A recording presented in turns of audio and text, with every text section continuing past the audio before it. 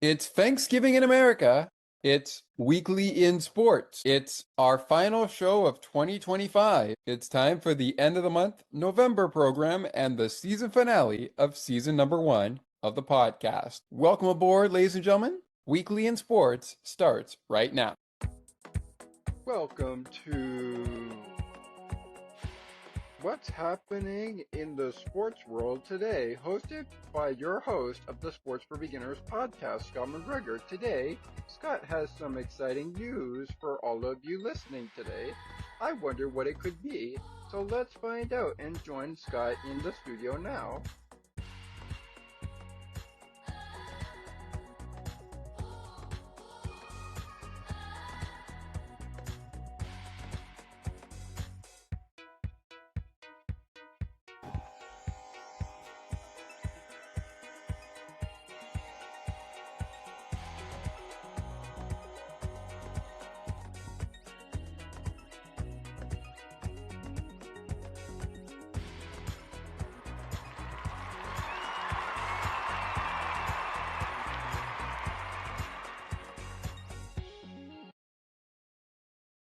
Welcome aboard, everybody, to Weekly in Sports, the podcast, the final show of 2025. Welcome aboard into the end of the month November program, our final podcast episode for 2025.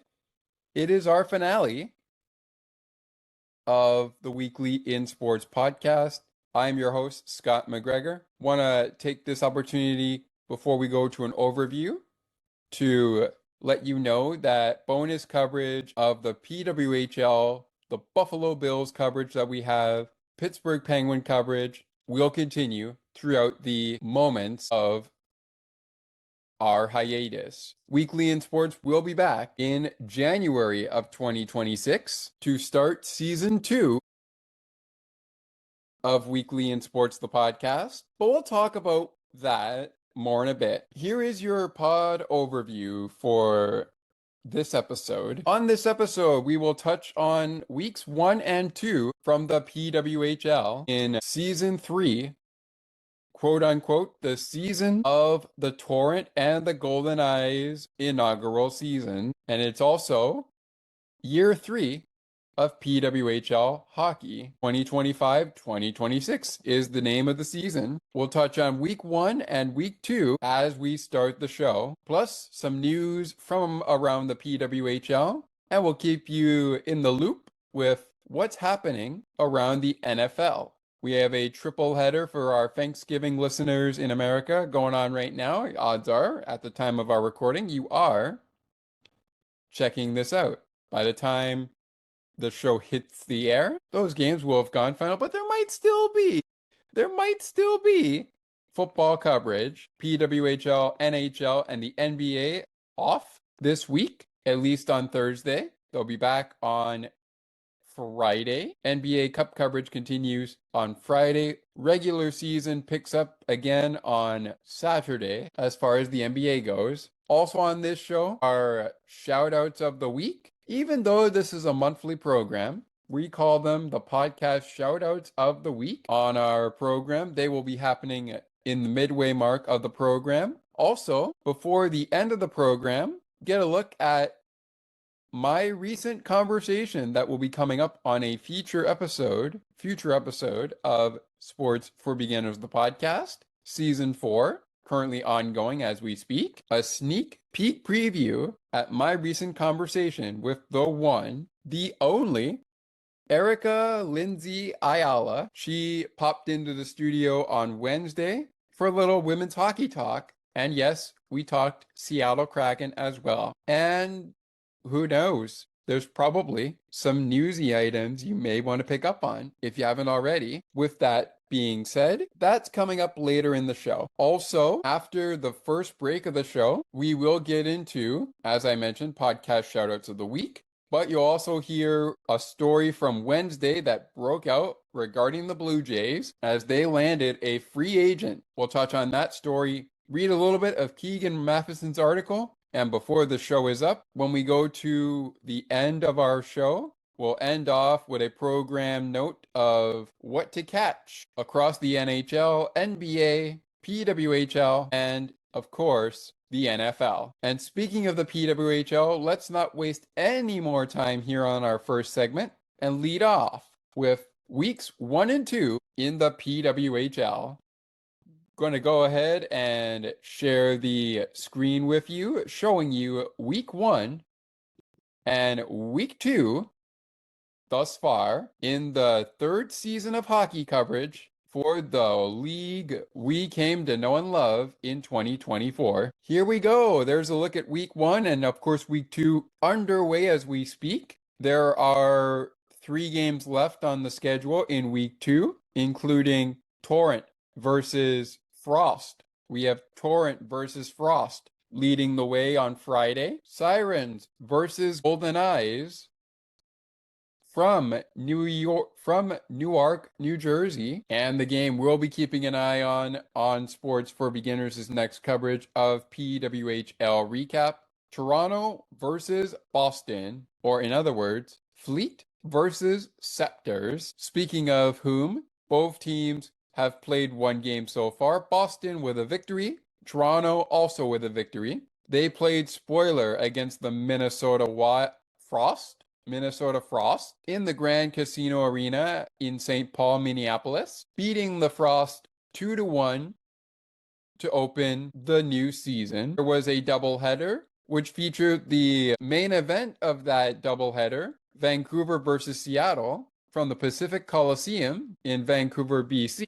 Going into overtime, Vancouver would pick up the win, so no spoiler home opener here between Vancouver and Seattle. Vancouver wins their home opener 4-3 in overtime over the Torrent against Seattle, rather. The Ottawa Charge were the second team this season to have their home opener ruined. That was a New York Siren 4-0 shutout win to give the Sirens their first win of the year of the season. I'm going to go with of the season. Montreal also tried to play spoiler against Boston, but the Fleet had goals by Megan Keller and Susanna Topani. I'm going to go with Susanna T. If I pronounced your name wrong, Susanna, I apologize. But the good news is the Boston Fleet, under new head coach Chris Spar, pick up their first win of the season at home in the Tsonga Center in Lowell,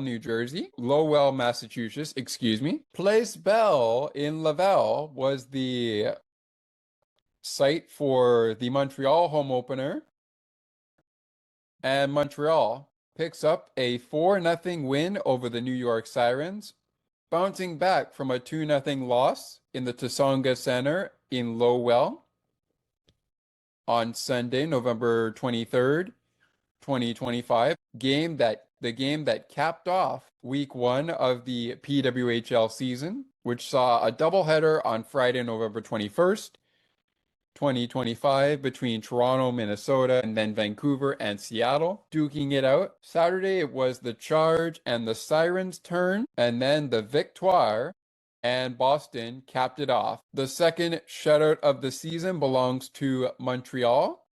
4-0 victors to start the week 2 of the season.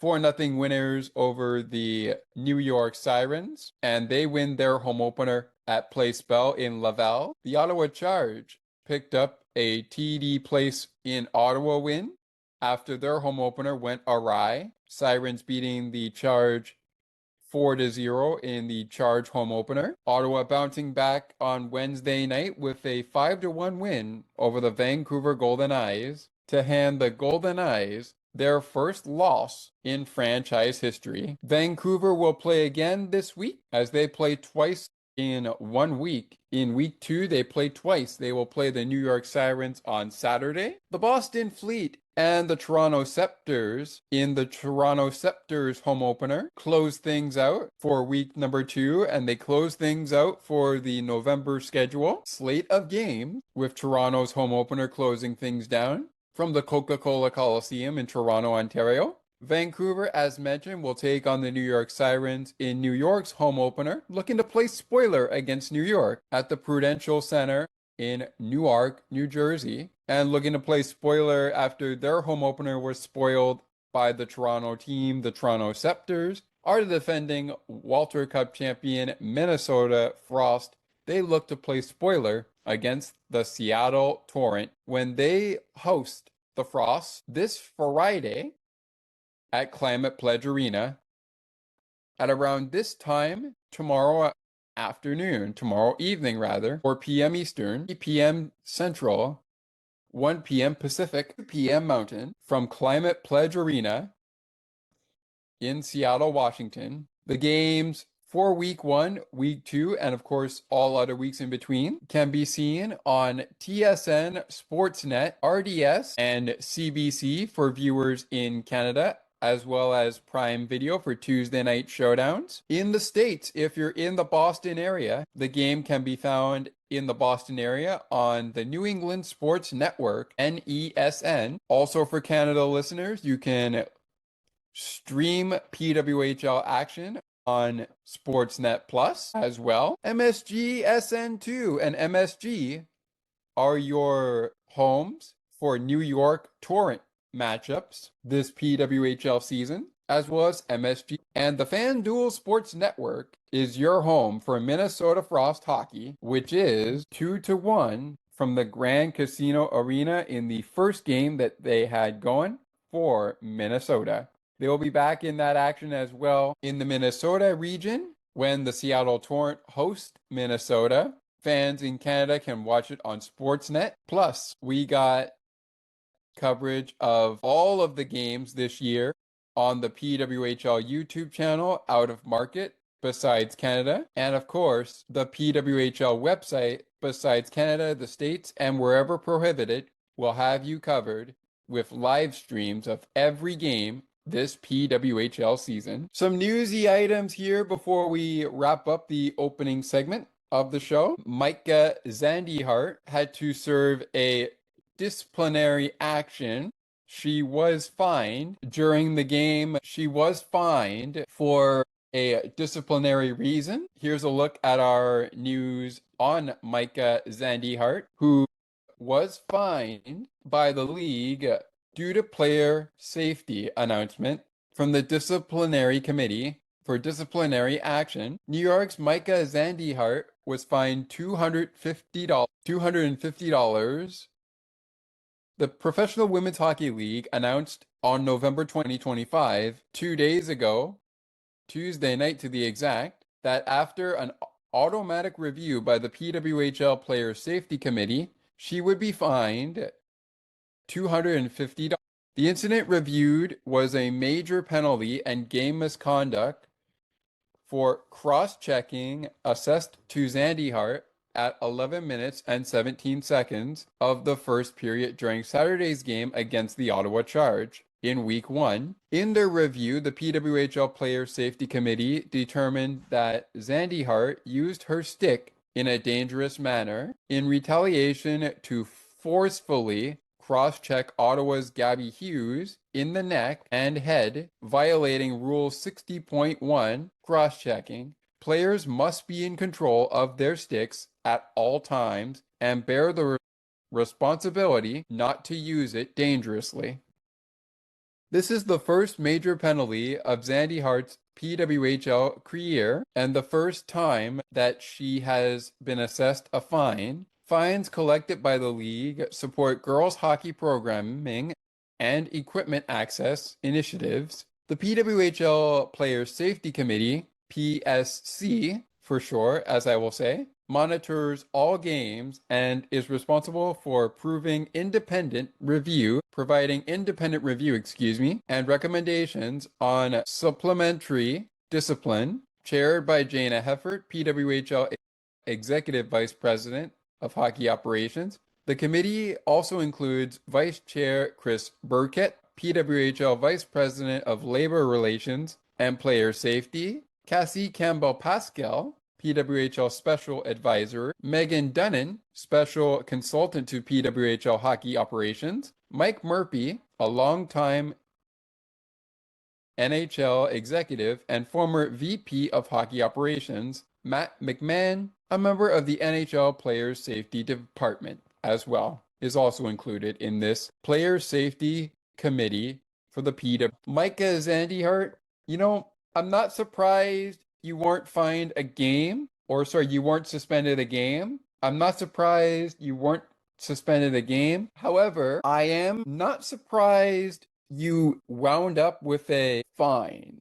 because player safety is very important, especially in any sport, the NHL, the NBA, the NFL, etc. It's very important. We don't want to endanger other players and use our sticks, especially when it comes to hockey. We don't want to use our sticks dangerously, as she did. Also, in the news category, we had Mary-Philippe Poulin go on Milestone watch. Mary-Philippe Poulin became the first PWHL player, 30 career goals in the PWHL and 50 career points. Congratulations to MPP, which is short for Mary-Philippe Poulin, to an almost endless list of individual and team accomplishments achieved during the course of Mary-Philippe Poulin's decorated hockey career. You can add one more. She is now the first player in PWHL history with 50 career points.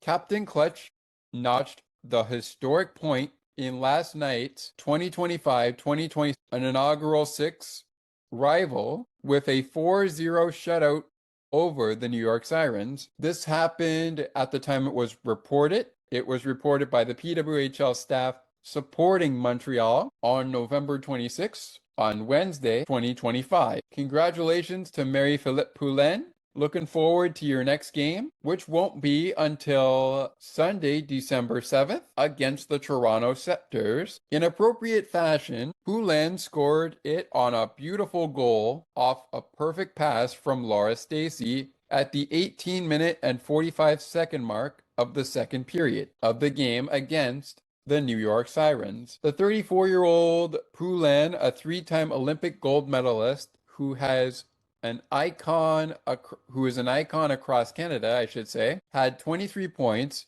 in 21 regular season games in the PWHL's first season, and then scored 26 points in 30 games last year. The dramatic goal against the Sirens marked the 30th goal of her career. Yes, she's also the first player to hit that mark in PWHL history. For good measure, Poulin picked up an assist on Maggie Flaherty's Flaherty's, I should say, on Maggie Flaherty's goal late in the game, giving MPP 51 career points and a league best career points per game average of 0.96. On the league's all-time scoring list, Poulin now has a 7-point lead over Toronto's Darryl Watts. Poulin and the Victoire will not play again until they host the Scepters on December 7th, giving the GOAT, her family, and teammates ample time to revel in her accomplishment. Basically, time to celebrate her accomplishment before she starts the chase for 100. In the meantime, fans who check out this article that I have up can check out another angle of this historic goal. And you can see on the PWHL Montreal Victoire social page, it looks like this is from Instagram, and it looks like, yep, that's exactly what it is. It looks like you could see Abstrater, Ambrose, and everybody that was on the bench. Apologies, Sandra, if I pronounced that name wrong, but you're all fist pumping MPP, aka Mary-Philippe Poulin, on accomplishing the goal and the historic feat. Congratulations to Mary-Philippe Poulin for that accomplishment. What an accomplishment for Captain Clutch. Again, if you missed it, she is the first player in PWH to have 30 goals in her career for the PWHL, in her PWHL career, and 51 career points. 50 career points for Captain Clutch. What an accomplishment for Mary-Philippe Poulin, first player in PWHL history to score 50 career points and 30 career, goals. What an accomplishment for Pooh, as they call her. What an accomplishment for the 3-time gold medalist. What an accomplishment. Can't congratulate her enough. All right, ladies and gentlemen, we're going to take a break. When we come back, news breaking in Toronto, baseball-wise. The Blue Jays have landed a free agent. Who is it? Who did he recently play for? That news still ahead. Also still ahead as we approach our second break of the program, but we're into our first break of the program. Still ahead, we have the podcast shoutouts of the week right after our Blue Jay news. And we'll take a look at Thanksgiving in America across the NFL. That scoreboard and the Blue Jay news, plus podcast shoutouts of the week, even though this is a monthly program, when we continue. Plus, we're getting into the midway mark of the show. Stay tuned during the final half of the show and at the start of our second break coming up in moments after our first break, which we got to get to, for a sneak peek preview at my latest conversation with Erica Lindsay Ayala, who popped into the studio on Wednesday ahead of the Charge Golden Eyes game to talk PWHL, Seattle Kraken, games of the week from week 1 into week 2, and much more. That preview coming your way going into break number 2. But first, baseball news surrounding the Blue Jays, podcast shoutouts of the week, and Thanksgiving football on a Thursday/Friday into Saturday and Sunday into Sunday. Stick with us. CNT Radio will never give you up. They will never let you down, nor will they run around or desert you. So join Nick Astley for The Melting Pot every Saturday on CNT Radio. Hang on a minute. He's not Nick Astley. Oh, jings, I've done it wrong. Anyway, just join Nick for The Melting Pot on CNT Radio.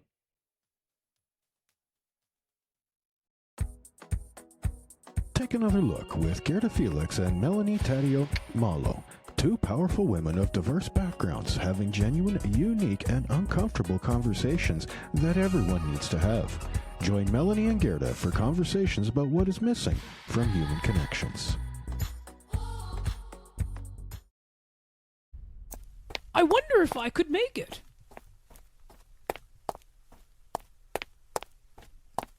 It's almost getting to 8 o'clock p.m., and I am still a few more steps away from home to get to my computer to listen to CNT Radio's Cosmopolitan Culture Club.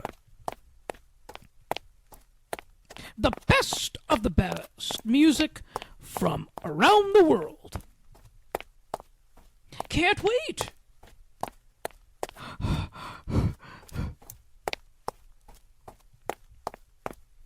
I think I made it. CNT Radio, making your day brighter, one song at a time. It continues on Weekly in Sports, the podcast, end of the month November show, which means it is our season finale of our first season of the podcast in its podcast format. As you could see, we kicked things off here with a look at Thanksgiving week around the NFL.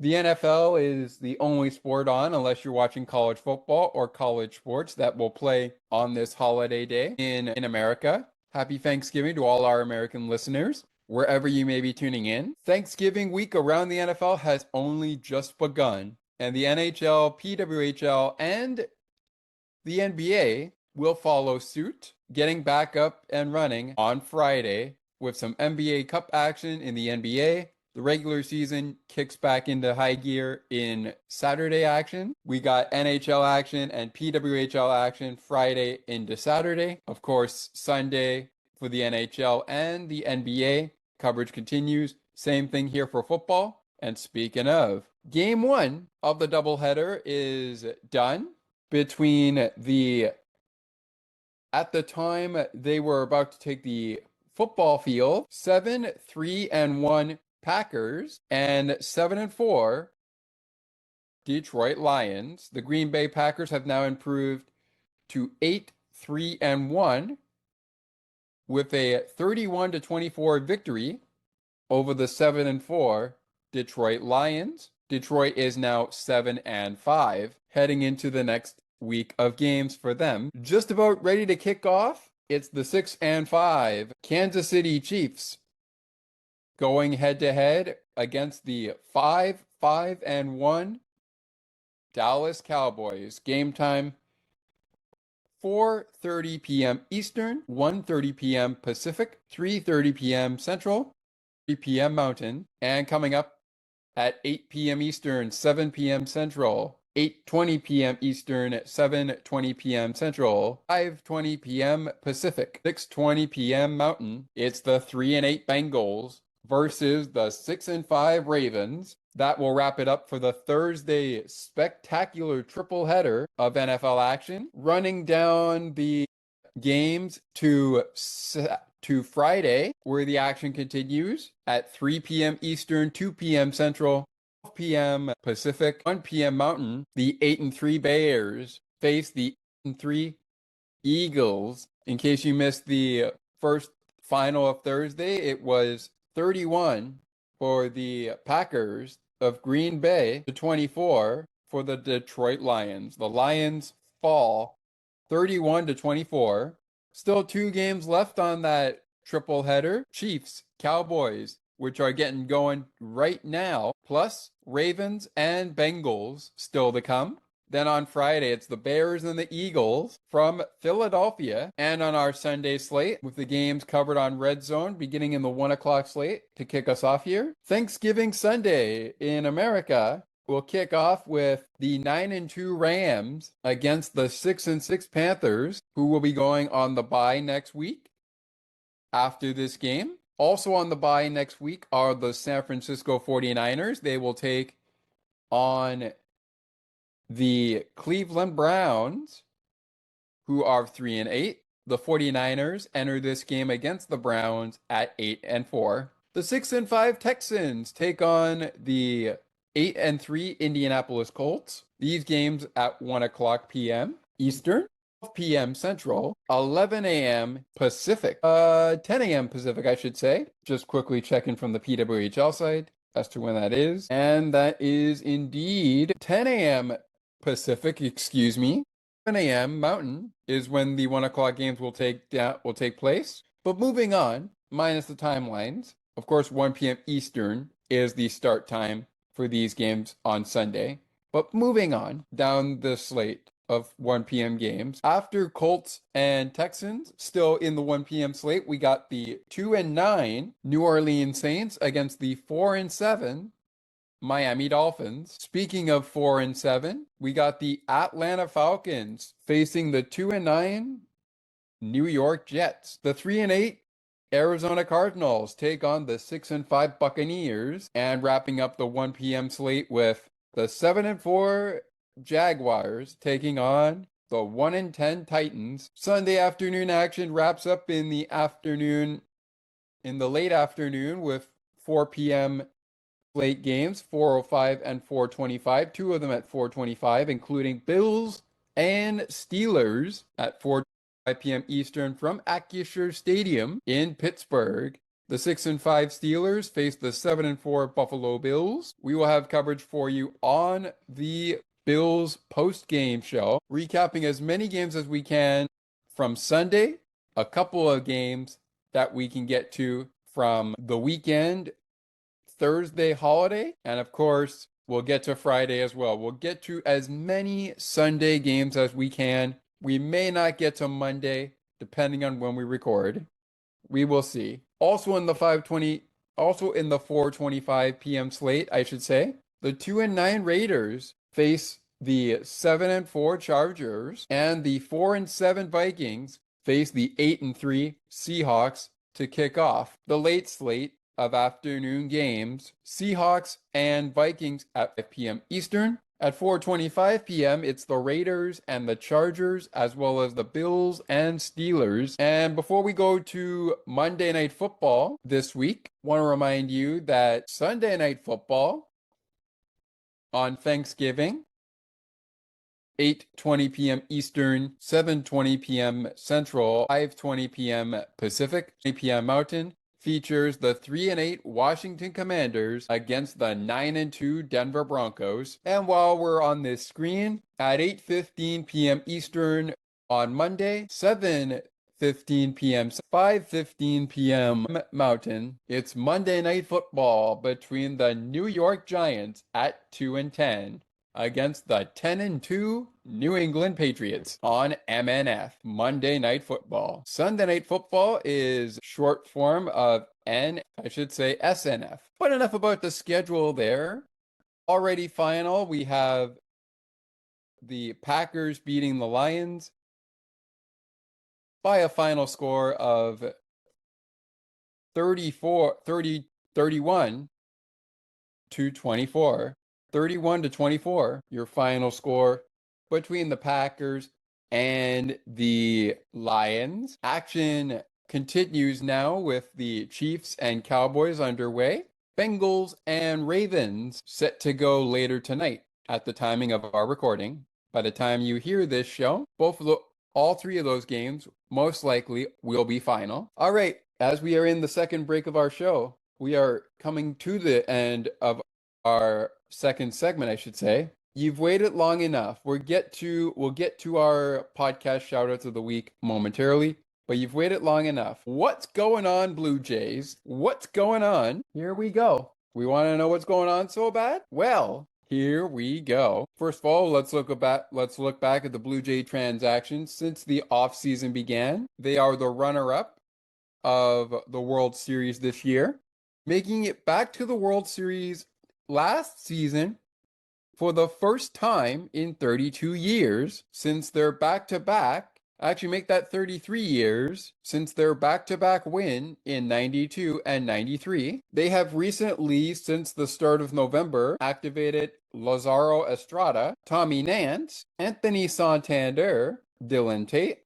Chris Bassett has elected free agency. Jake Bloss was activated. Isaiah Kiner-Falefa, IKF, has elected free agency. Paxton Schultz was activated. Ty France elected free agency. Max Scherzer, Bo Bichette, all elected free agency. Leo Jimenez was activated. Justin Bruhl activated as well. Jose Barrios activated. Adam Macko activated as well. Also activated Jonathan Clase, Yariel Rodriguez, Joey Luperfido, Easton Lucas, Robinson Pena was sent outright to the Buffalo Bisons. Sir Anthony Dominguez elected free agency. And of course, on the same day when the Blue Jays sent Robinson Pena to the Buffalo Bisons outright, he was activated from the 60-day injured list. The Blue Jays also selected the contract of Brandon Valenzuela from Buffalo. They also activated from the 60-day injured list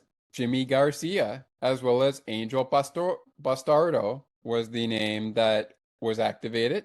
Angel Bastardo, Ryan Burr, Dylan Tate have also elected free agency as of late.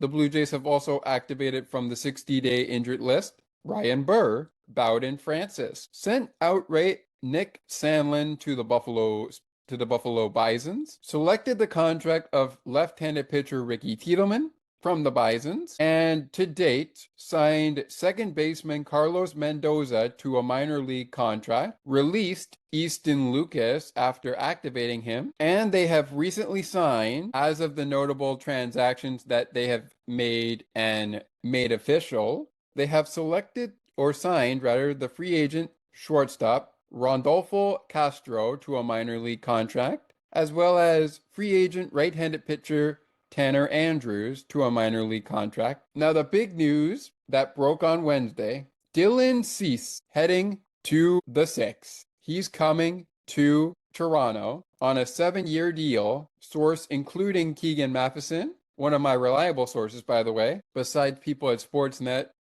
Ben Nicholson-Smith, and of course, Arden Dwelling, as well as The other two men who cover this team, besides Blake Murphy and other guys I could mention, Jeff and Kevin, Blair and Kevin Barker. Boys, I have yet to listen to your podcast on this news, but here's what Keegan had to say on his article. Cease headed to the Blue Jays on 7-year deal source. The Blue Jays just jolted their MLB offseason to life with a major statement agreeing to terms on a 7-year deal, $210 million deal with right-hander Dylan Cease, a source told MLB.com. This deal, which has not yet been confirmed by the club, is the biggest free agent contract in Blue Jays history, blowing past the 6-year, $150 million deal signed by George Springer 5 years ago. Arguably, the top pitcher on the market,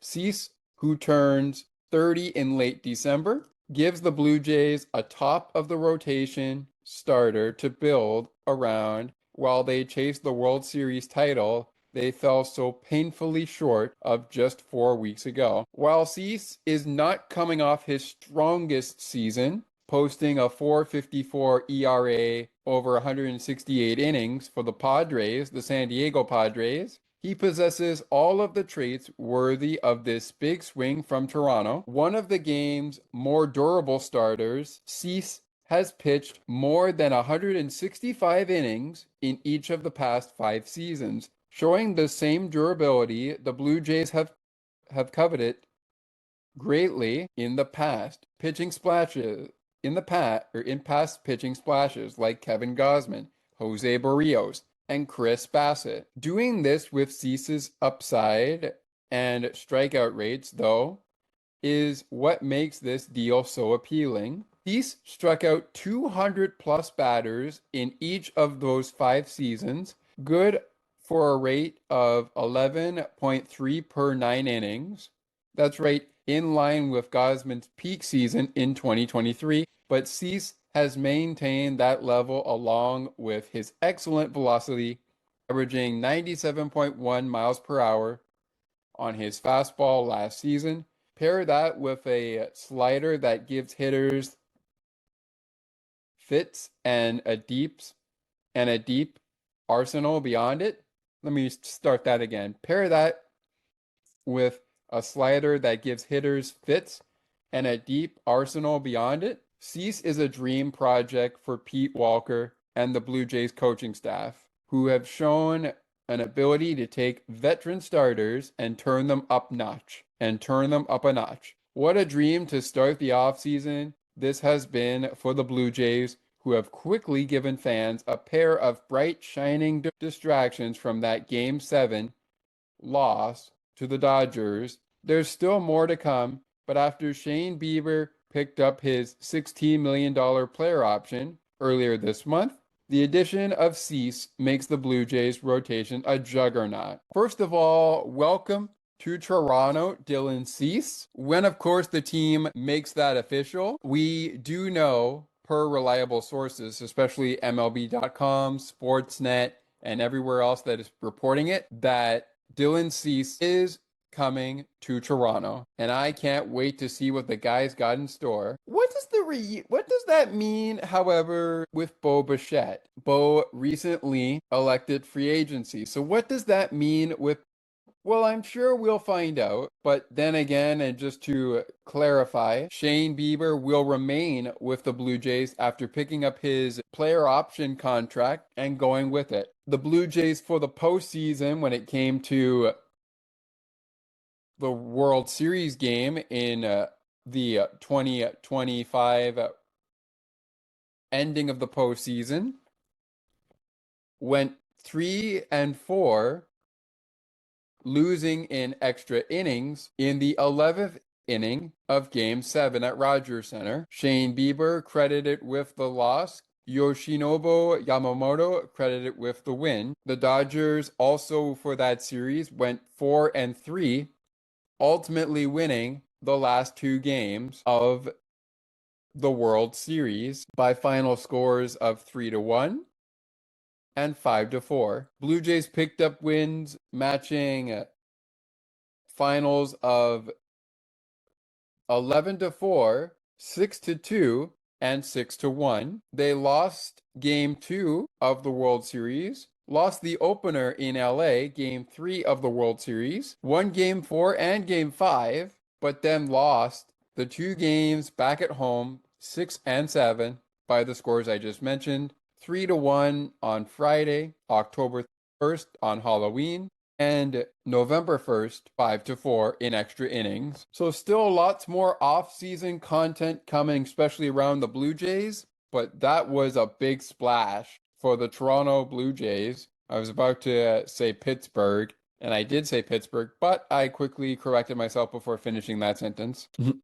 All right, so now is the time for the podcast shoutouts of the week, or just the shoutouts of the week, we call it. This happens during our second segment of our show. And today, our first shoutout is going to go to Erica Lindsay Ayala, founder of Black Rosie Media and the first ever host of the Locked On Kraken podcast. I continue to still listen to Locked On, and I still listen to the Locked On Kraken podcast, as well as the Locked On NHL podcast for things like Locked On NHL Game Night, the Women's Hockey Report, which Erica was doing before she and the Locked On Podcast Network parted ways, as she is still doing content for the Kraken and, of course, the torrent of the PWHL right now. And she's also got the Seattle Storm, as I heard. And Black Rosie Media will be heading to the Olympics, so she will cover the Olympics as well. Looking for some great content from Black Rosie Media? Got a question? You can email Erica at hello@blackrosiemedia to make sure I have that correct here. I'm gonna quickly go over to where I was able to connect with her. Yes, it's hello@blackrosiemedia.com, where you can get in contact with Erica for coverage exclusively on the Seattle Kraken, Seattle Torrent, Seattle Storm, etc., etc. Log on to blackrosiemedia.com. That's Black Rosie Media to look for all your exclusive content in Erica's coverage. But she also works for CBS Sports Seattle. So you can also see some of her writing there as well. Shout out to my good friends over at the Shout, a Buffalo Bills football podcast, Matt Perino and Ryan Talbot. Boys have yet to listen to the show about Brandon Cooks joining the Buffalo Bills. Looking forward to seeing how that goes for our 7-4 Buffalo Bills, for all of our Bills Mafia fans out here. Shout out to my boy Ernie Clement as well. Buffalo Bills fan on the football side. On the hockey side, he's a Buffalo Sabres fan. So we will see how Ernie, yours and my club, the Penguins, and of course the Sabres, not of course that we run the club obviously, but the clubs that we cheer for, we will see how they do the rest of the NHL season. Moving on. We talked about the Shout Buffalo Bills football podcast. Shout out to Joe Marino, host of Locked On Bills, your daily podcast on the Buffalo Bills. Looking for some great content there? Why not check out First Read, another good podcast that Joe does. He also comes on with Kyle Krabs, host of Locked On Dolphins, for the Locked On NFL Scouting podcast. With the Draft Dudes, Joe is also the author of 2 Buffalo Bills books, Buffalo's Run and Go Bills. Want to get in on the action with Joe's website? Link will be provided in the description of this episode. And with that being said, wrapping things up here with a shout out to Rachel Donner, as well as a shout out to my good friend Ali Musa and other good friend Sienna Tregiani. Great stuff on the Sienna T radio network, as well as, I should say, the radio station, as well as much, much more that is brought up on the show that Ali does, which will take effect in 3 days' time on Monday. It will be called wait for it, the Ali Musa Show and Broadcast Map. The Broadcast Map network, I should say, is also being updated. Wait, what? Yes, you heard me. In continuing the coverage to find out what's going on with Ali and Makara's books, we found this on November 20th in the newsletter for Broadcast Map, which take effect Monday, December 1st, 2025, introducing Ali and Makara's books, going from Ali and Makara's books to Ali and Makara's to the Ali and Makara show. Why is this show changing? We'll get to Broadcast Map in a moment, but why is this show changing its name? This change is being made so Ali and Makara, apologies Ali and Makara if I'm pronouncing the name wrong for Makara, I apologize. But this change is being made so that they can broaden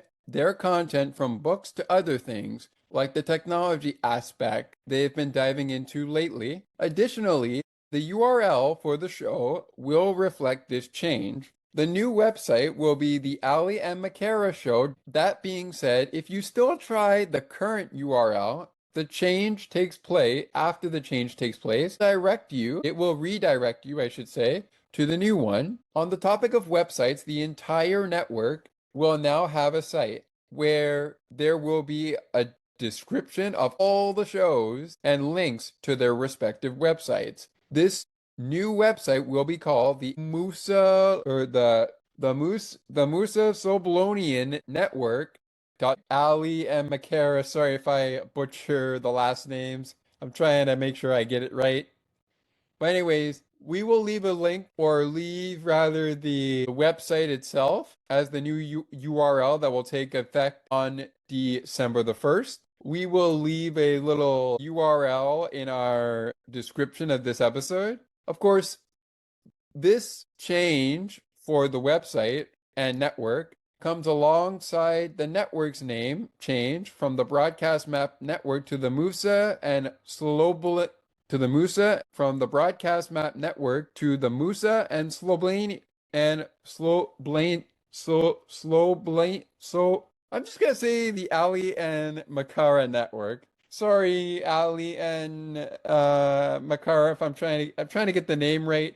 I can get your name, Ali, your last name, but I can't somehow seem to pronounce Makara's last name. Sorry about that, Makara. Truly, truly do apologize for that mispronunciation for the new network. And it makes it so that the network name is not simply on-air branding. WhatsApp and Messenger update. Also, as of December 1st, we will be doing away with the WhatsApp and Messenger groups for the shows. Since we first started recording the show, we've tried a few different things, be it Discord or the current groups. With this said, there have been several scammers attempting to join the WhatsApp group as of late. While they do require approval to join, we are working to keep our platforms and community a safe space for everyone. Therefore, Ali and I, so this is Makara who have made the name change. Therefore, Ali and I have come to the conclusion that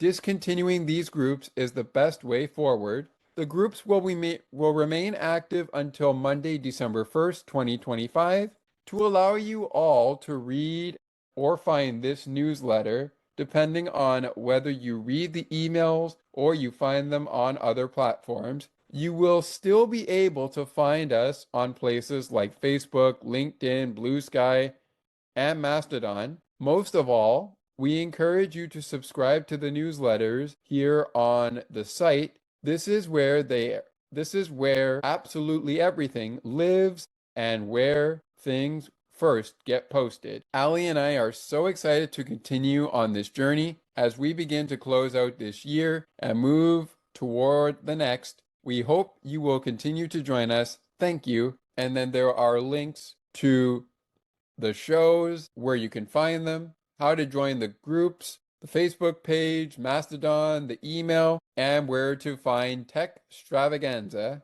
which is http://www.techstravaganza.ca. That's www.techstravaganza.ca. extravaganza. If you'd like to get in contact with some feedback, send an email to feedback at Ali and McCara's books. That's feedback at Ali and McCara's books. All right, wrapping it up here with a shout out to the good folks over at Sportsnet, and in particular, the folks we mentioned who run their own little show, Blair and Barker, Jeff Blair and Kevin Barker. Love the show, boys. Can't wait to hear what you guys have on Dylan Cease, and I can't wait to see what else happens this offseason. And also give a shout out to the hosts of Locked On Blue Jays. Wonderful, wonderful jobs. I try to keep up with as many of the shows as I can, so I will try to get to as many episodes as I possibly can, especially into next season of coverage, depending on who is hosting the show, etc. Can't wait to see what you guys have on Dylan Cease. And with that, that brings us to the special sneak peek. So sit back and enjoy as we go to our first break, our second break, I should say, of the show. Sit back and enjoy as we go to the break. Part one, a little bit of part one of my conversation with Erica Lindsay Ayala, founder of Black Rosie Media. Enjoy.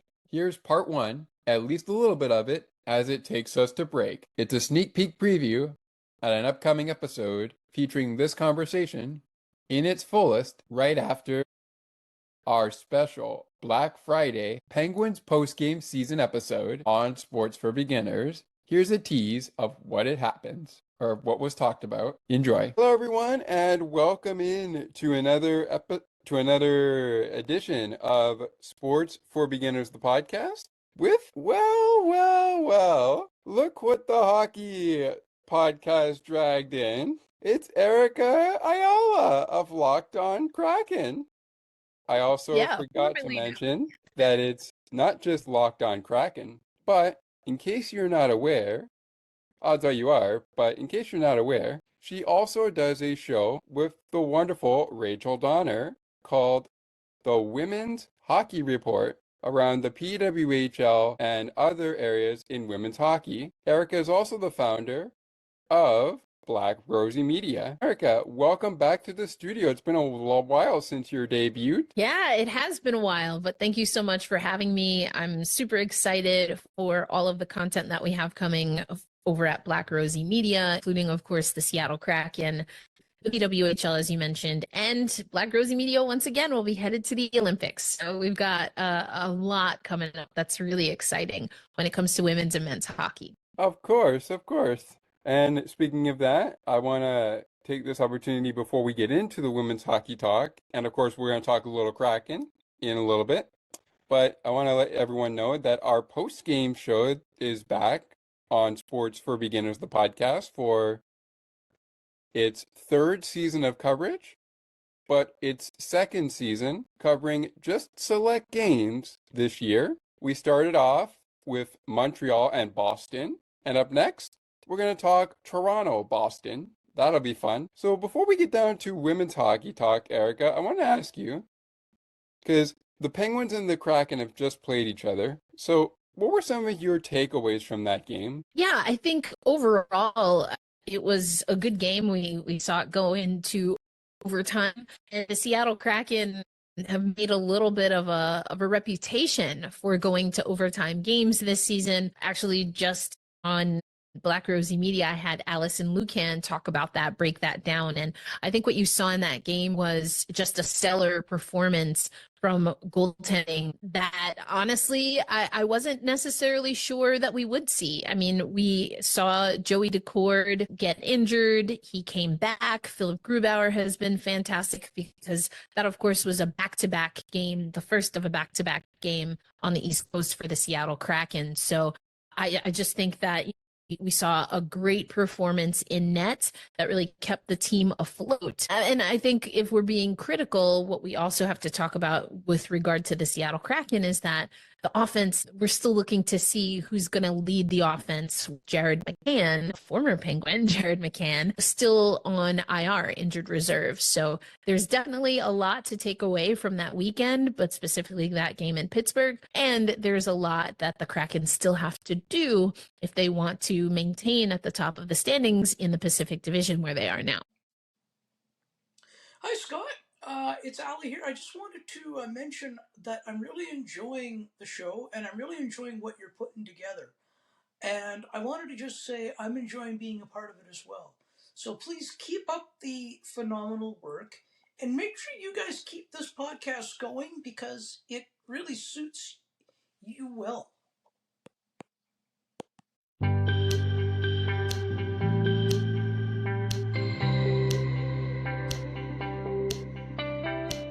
Looking for conversations on the world of broadcasting, sports media, and from time to time, my favorite sports teams? Listen to Broadcast Map with me, Ali Musa. To learn more about the show and to view the upcoming schedule, like the Broadcast Map Facebook page. Search Broadcast Map. Cianity Radio will never give you up. They will never let you down, nor will they run around or desert you. So join Nick Astley for The Melting Pot every Saturday on Cianity Radio. Hang on a minute. He's not Nick Astley. Oh, jings, I've done it wrong. Anyway, just join Nick for The Melting Pot on Cianity Radio.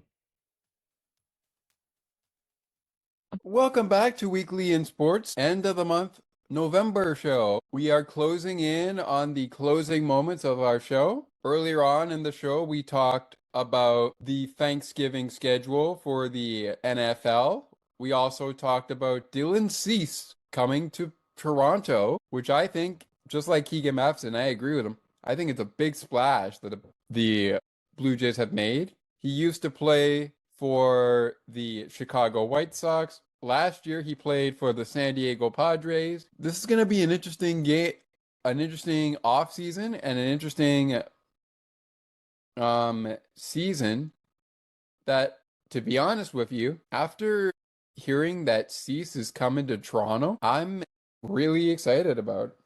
I'm very, very excited. I cannot wait for first pitch. We'll keep covering it in-depthly on Sports for Beginners and Weekly in Sports over the course of the off season. Of course, as I mentioned, when we take the hiatus in December, Sports for Beginners hiatus will be a little bit longer, waiting till players and coaches reignite for spring training. But Weekly in Sports will be back in January of 2026 to kick off its second season. The season will go from January to November, barring opportunities for shows at the end of the month during the run from January to November that pose for no show. And with that said, we also talked PWHL. I brought up Milestone watch for Mary-Philippe Poulin. We brought up disciplinary action to Micah Zandyhart. No game, suspension, just a fine of $250 for what was reviewed as a major penalty and misconduct against Micah Zandyhart for her hit on Gabby Hughes, if I'm not mistaken. Of course, action in the NHL and in the PWHL as well as the NBA off for today. Back at it on Black Friday, and we will have coverage of Penguins and Jackets on Sports for Beginners. Make sure you tune in for that season episode of Sports for Beginners, a Black Friday spectacle, it should be, between two Metro Division foes. We also have done our shout-outs. But speaking back to the NFL, in the background here, but in no volume, we have Erica and my interview. You heard a little bit of the opening of that. You will hear a little bit more as we go to our final break of the show, closing us out as we still prepare for the final game of action between the Cincinnati Bengals and the Baltimore Ravens, still to come on the Thursday slate of NFL games. Speaking of, we'll remind you of the other games in prime time besides Ravens and Bengals. The Broncos and the Commanders, as well as the Giants and the Patriots. Earlier today, as we've talked about on the show, The Packers beat the Lions 31-24. Packers are now heading into week 14. The Lions came into this game 7-4. They are now 7-5. The Chiefs 6-5 coming into this game against the Cowboys, who are 5-1. That game is underway as we speak, and it is currently in the second quarter, with the Chiefs on top 14-10 with 8:10 in the second quarter left to go. 8 minutes and 10 seconds to go in the second quarter and in the first half. Cowboys 10, Chiefs 14. Still to come tonight, Ravens and Bengals. Looking forward to that one. Over on the Sunday and Friday slate, the opening slate, the Bears at 8-3 face the 8-3 Eagles on Friday afternoon at 3 p.m. Eastern. In the 1 p.m. slate of Sunday afternoon action, it's the 9-2 Rams against the 6-6 Panthers, the 8-4 49ers against the 3-8 Browns, the 6-5 Texans against the 8-3 Colts, the 2-9 Saints against the 4-7 Dolphins, the 4-7 Falcons against the 2-9 Jets, the 3-8 Cardinals against the 6-5 Buccaneers, and the 1-10 Titans against the 7-4 Jaguars. In the late window, it's a Monday night and Sunday night football. The 7-4 Bills host the 6-5 Steelers.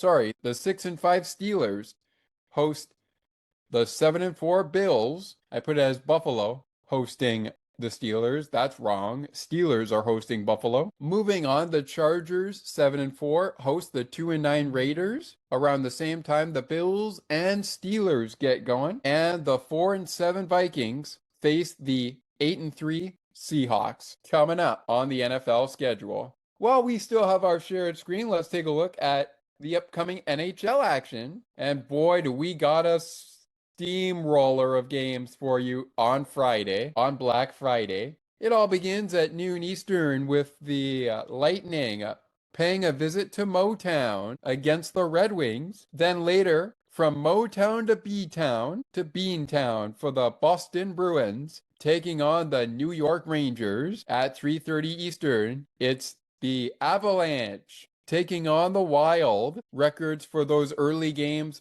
14-7-2 for the Lightning, 13-10-1 for the Red Wings. The Rangers are 12-11-2.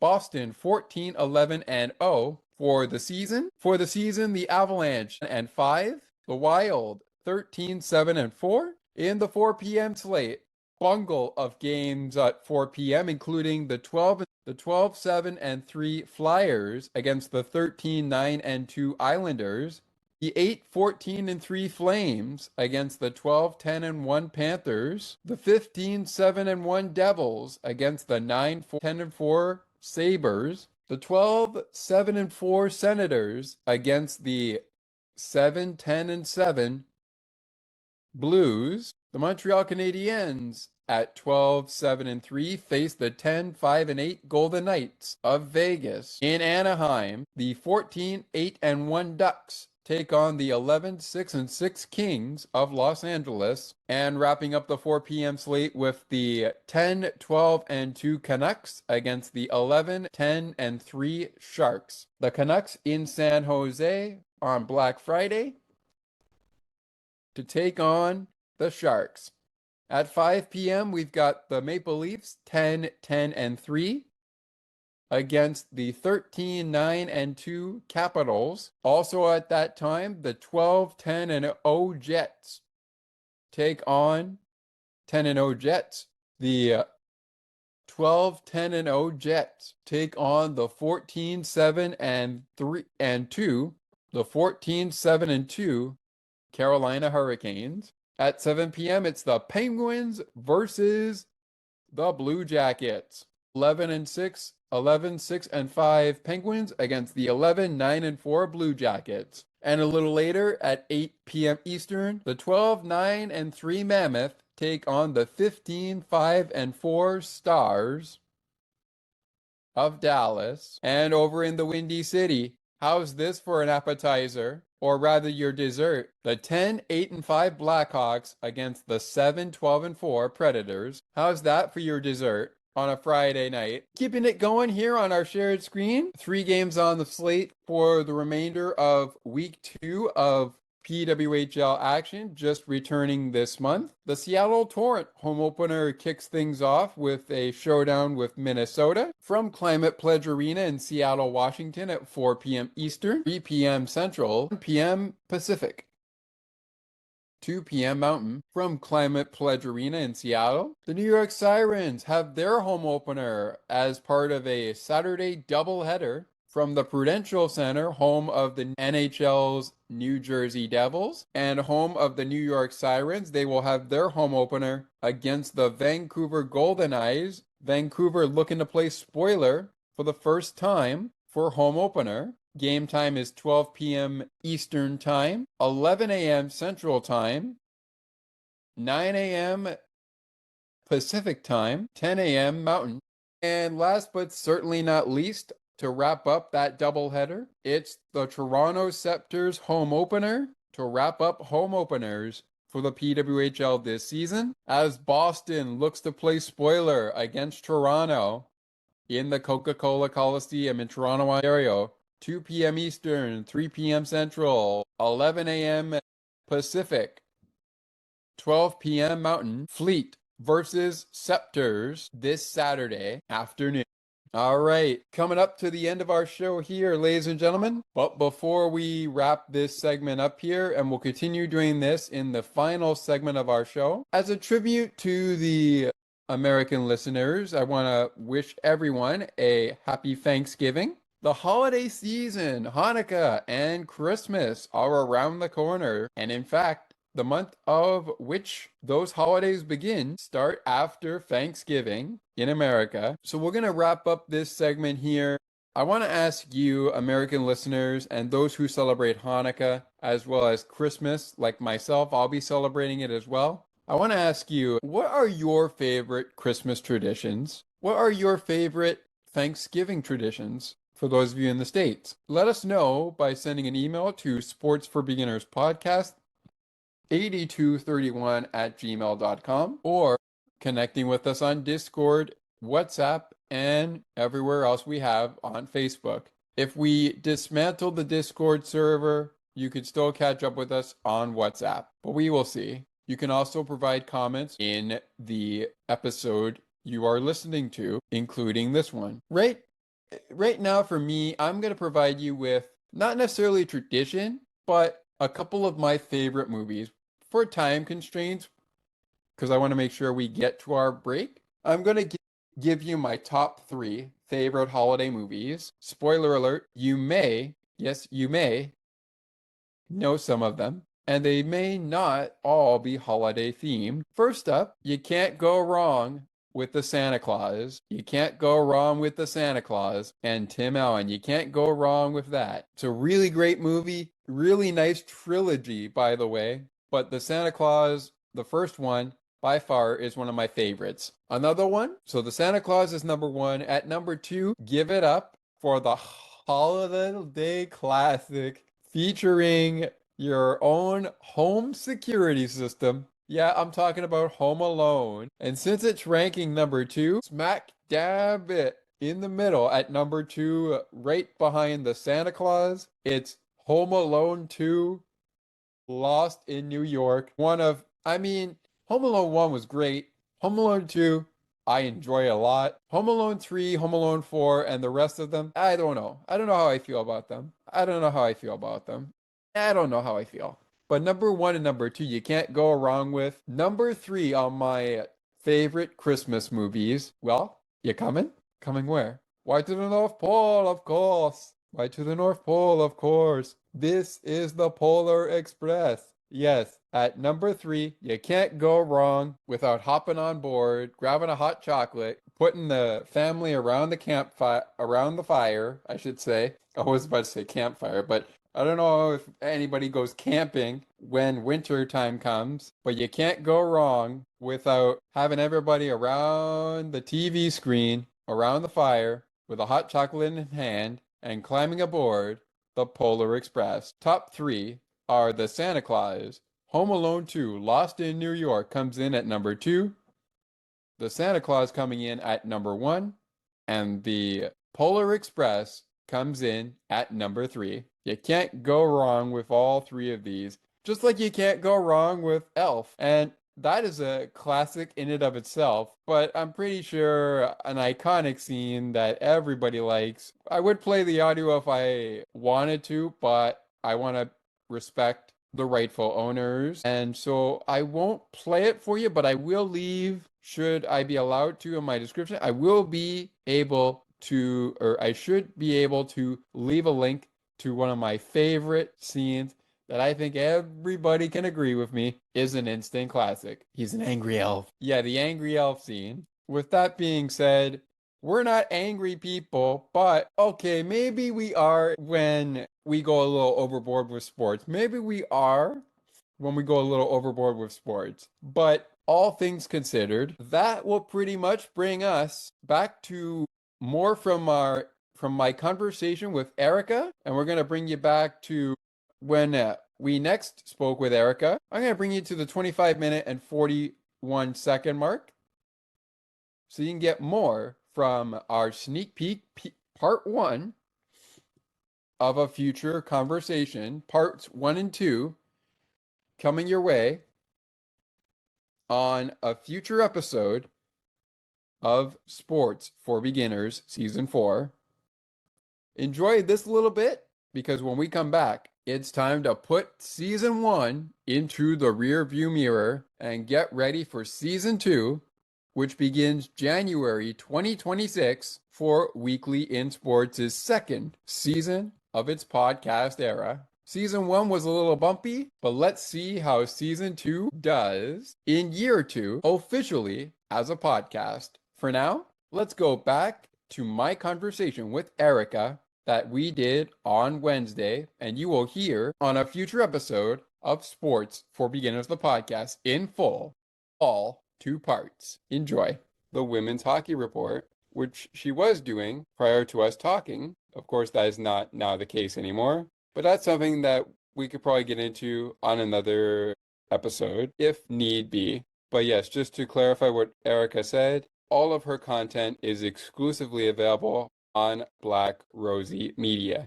Yes. All right. So the action of opening weekend is done, but you still got a few games left in the opening month. You got Seattle and Minnesota. They are going head-to-head on Friday. Vancouver will take on Ottawa at the time we are recording this, which is Wednesday, November 26, 2025. So by the time you hear this on a specific episode of Sports for Beginners or Weekly in Sports, that game most likely will have gone final. But Erica, we also have Vancouver and New York, and then Boston and Toronto. So what are you expecting from Vancouver when they go to take on a team that has now got the player of the week, who, as you mentioned, had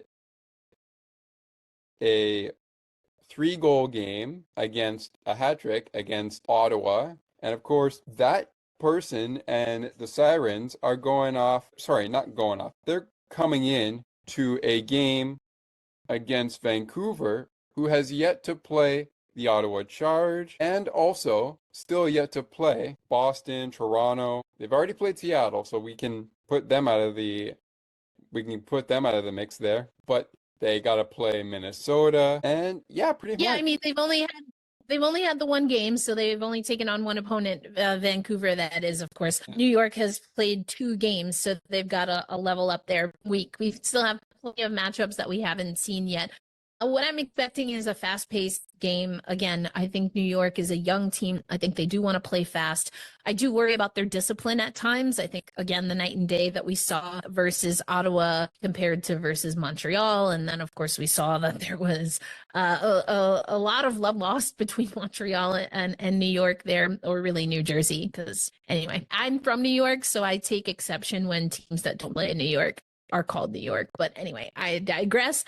Vancouver is also a fast team. They have veterans that are able to kind of anchor what they're trying to do. And I think that, again, as I've said, Vancouver is a team to watch. Maybe not necessarily to beat yet. They've only played one game, and other teams have also collected wins in the season, but definitely are a team to watch. So I'm expecting this is going to be a fast-paced game. The New York Sirens are going to have to really be disciplined in front of their netminder. Again, that was something that we saw was a little bit of a bugaboo for Ottawa early in the season against the Sirens. So I think that if New York can be a little bit more defensively sound, and I like their defensive core, they have a good group there led by Zandy Hart, of course, their captain. No, I think that they can come up with something good here, but they're going to have to be sharp because, as I mentioned already, Vancouver, small sample size, but they can take advantage of mistakes, and that's what makes them lethal. Indeed it does. Indeed it does. All right. We're coming up to the end of our thing.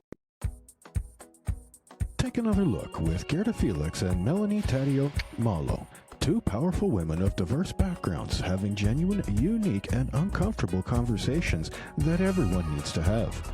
Join Melanie and Gerda for conversations about what is missing from human connections.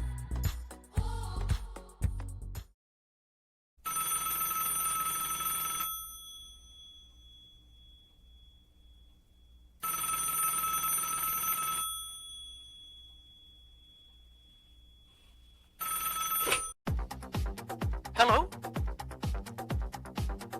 How are you, my friend? Why? What's the matter?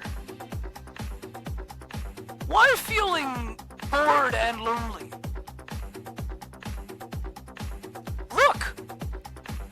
Look at me. I am always happy. The only reason I can tell you it's because I listen to CNT Radio. All the best shows you can think of. The Melting Pot, the Cosmopolitan Culture Club, and the Song Bank. There are also many more new shows to come. Please make sure to visit her website at http://sienna-t.wordpress.com/sienna-t-radio. Oh, now I can hear you more cheerful.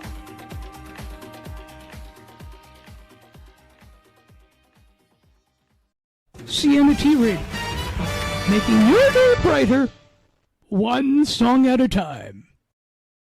Wrapping things up here on sports, on Weekly in Sports. Keep saying sports.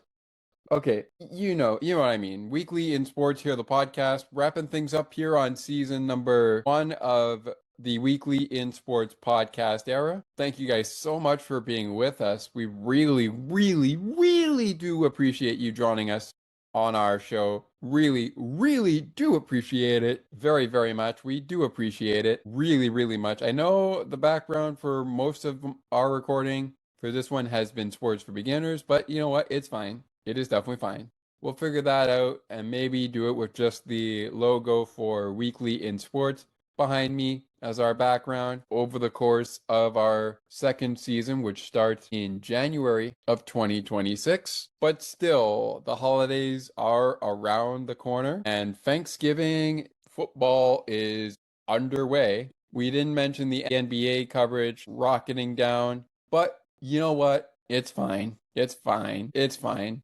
Score update for you from the NFL action. Chiefs and the Cowboys. As they enter halftime, they're down to 17 seconds remaining in the game's first half. But it is the Cowboys with the lead right now by 3, with a 17-14 lead and 37 seconds to go in quarter number 2 of that game in Dallas. 17-14 Cowboys leading the Chiefs with 37 seconds to go in the half.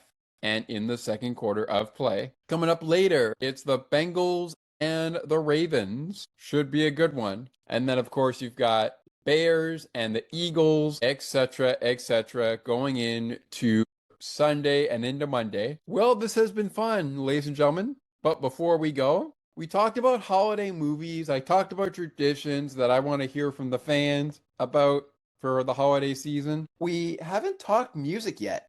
So I want to use the last little bit of our show here to talk about my top five favorite holiday songs to listen to. Starting with number 5. And at number 5, we have Jingle Bell Rock. It's a song that appears in Home Alone 2, Lost in New York, particularly when you know who, I'm not going to spoil it for those who don't, who haven't watched it yet. I'm not going to spoil it, but you know who is enjoying his life in New York alone so far. Of course, until the wet bandits, called the Sticky Bandits in this one, appear once again. And from there, the story, it basically takes off from there. Anyways, that is at number 5. At number 4, Merry Christmas, Happy Holidays by NSYNC. NSYNC. Wow. Interesting. So at number 5, it's Jingle Bell Rock. Number 4, Merry Christmas, Happy Holidays from N. What's number 3? Well, it's based on the one character who hates Christmas a lot. He does not like Christmas once. He does not like Christmas at all. Mr. Grinch comes in at number 3. You're a Mean One is actually the title. And coming in at number 2, Mary's Boy Child, which is a very good song. I really, really do enjoy listening to it. And coming in at number 1, coming in hot at number 1, Wonderful Christmas Time by the one, the only Paul McCartney. I like the Paul McCartney version of the song. So Wonderful Christmas Time, Mary's Boy Child, You're a Mean One, and of course, Merry Christmas, Happy Holidays, and Jingle Bell Rock are my top 5 favorite Christmas songs to listen to.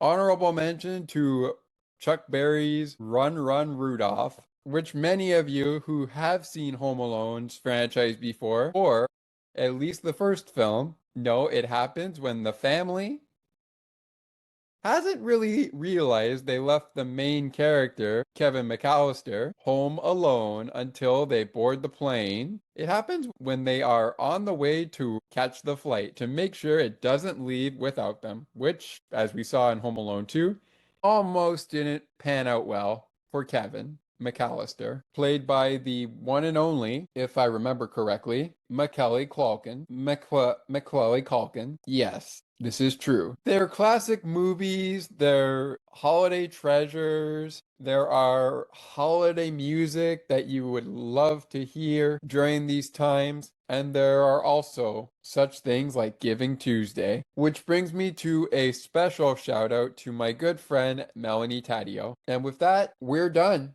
for 2025, and we're done with season number 1 of Weekly in Sports.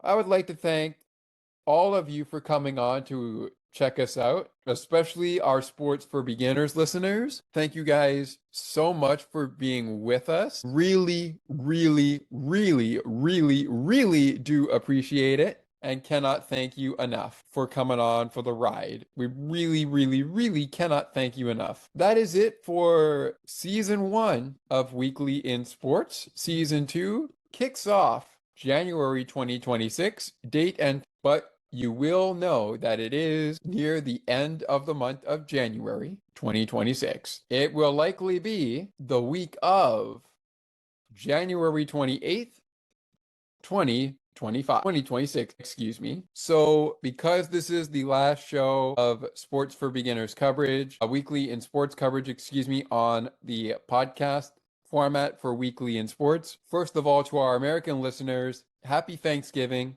happy holidays, everyone. And to all who celebrate this joyous time of the year in the holiday season, Christmas, Merry Christmas, everybody, and happy holidays. bonus coverage on Sports for Beginners, and of course, our season coverage will continue until the week of, yes, I said the week of, Friday, November 19th. So we have 3 more shows to do following this week for season content in season number 4. Our Christmas event happens and is going to be pre-recorded. It happens on Friday, December 19th, 2025. What else will have broken in terms of news around that time? That remains to be seen, but we'll see. Thank you guys so much for being with us for season number 1 of Weekly in Sports in podcast format. Looking forward to season number 2 in 2026. Until then, happy holidays, everybody. And to our American listeners at the time of our recording, happy Thanksgiving, everybody. I'm Scott McGregor. We'll see you in 2026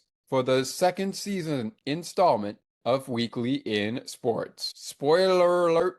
Spoiler alert, spoiler alert, spoiler alert, spoiler alert. Our good friend over at On the Ice and Behind the Benches is going to be providing a special show for you for the month of December on this particular platform, Weekly in Sports. We'll see you in January for season 2 of Weekly in Sports, the podcast.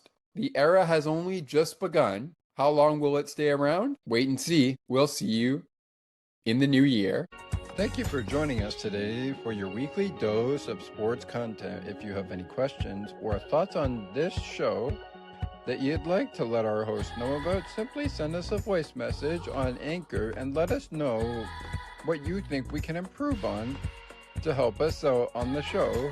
And remember that it is not goodbye, it is until next time. See you Wednesday.